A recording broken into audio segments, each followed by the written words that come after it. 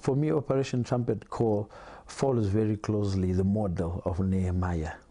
And Nehemiah was serving in the king's palace, as most of us have been. We have served other models, other ways of doing things, but he became discontented and became dissatisfied with where he was. So Operation Trumpet Call is a trumpet call for those that are discontented with where things are. It's a rallying call, as what happened with David. You know, he says when he became king, the discontented, the indebted, you know, those who were distressed, they all rallied, you know, to David. So it's a call to those that are discontented, that are in debt, that are distressed, to say, let's come together, we can do something. Secondly, I think it's a call to an introspection, because that's what Nehemiah did.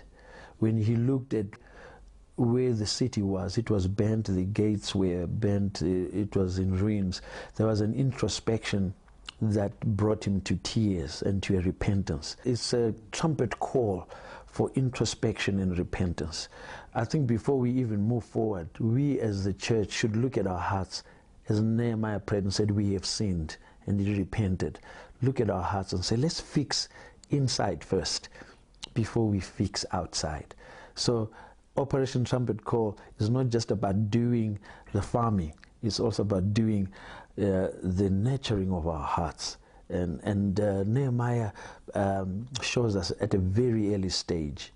The third one is an inspection. He went on an inspection to see what was there, to measure the damage, the debris that was there, and come up with a realistic idea. I think we have done that. We know exactly how many tons of maize, for instance, are needed, how many tons can be produced, for instance, like through Foundations for Farming. If each Zimbabwean planted just a minimum amount in their backyard, we would be able to feed our nation plus more. The fourth thing about the trumpet call is rallying ourselves together, you know, pulling ourselves together, because on Nehemiah's wall, each section of the community built a section of the wall. So we are calling ourselves across denominational divide, across racial backgrounds, to say, let's all come to the wall and rebuild. So it's a call to rebuild the nation, wherever people may be, you know, whatever their sectors may be, their communities, where their skills may be, they must be on the wall, like what happened with Nehemiah.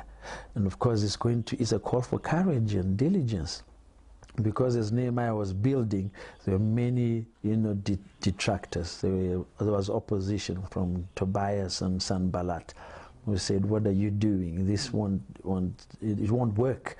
And there's a lot of skepticism about whether Foundations for Farming can work, whether the church can provide a solution.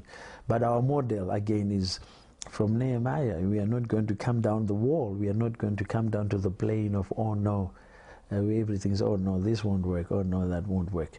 We will be busy rebuilding the nation. And then, of course, finally, the Bible tells us Nehemiah gathered the leadership. It's important that the leadership of the nation comes together and be an example. And part of my role is to rally that leadership and say, let's be an example, let's come together. When the leadership comes together, the rest of the nation will come together.